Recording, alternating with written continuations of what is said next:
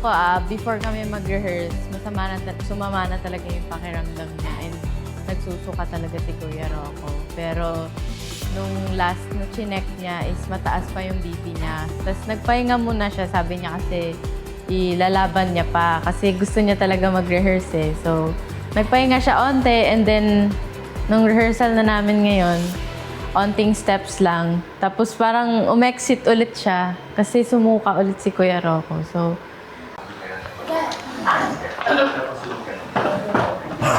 Okay, sir. Nahilo pa rin kayo, sir? Nangihina. Nahilo. Let's see. Pero sumuka pa rin po kayo. Hindi pa. Hindi pa. Pero, papunta na rin. Medyo nakakaramdam na naman ako. Kaisa? 140? 130 pa rin, sir. Wow. Rocco, anong nangyayari ngayon kaya ito mas masabi? I've been puking. And, apparently, pag-check ng medic, taas BP ko. Pinaka-hate ko pa naman yan. Ayoko ng high blood. But okay naman sa diet ko eh. But let's see what will happen. Nahihilo, medyo disoriented,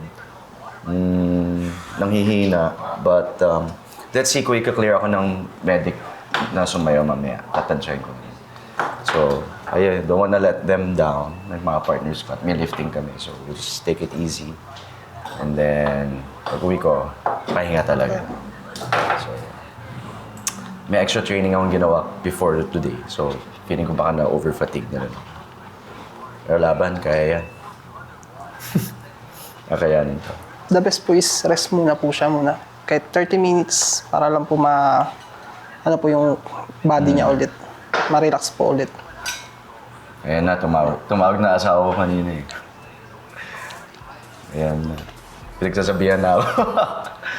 You're pushing yourself too hard. Pero yeah, yun na. Kaya pagalitan na ako. So, maybe I am just pushing myself too hard. So, ito yung sinasabi na listen to your body. Kapag sabi magpahinga, magpahinga. Reminder sa inyo lahat.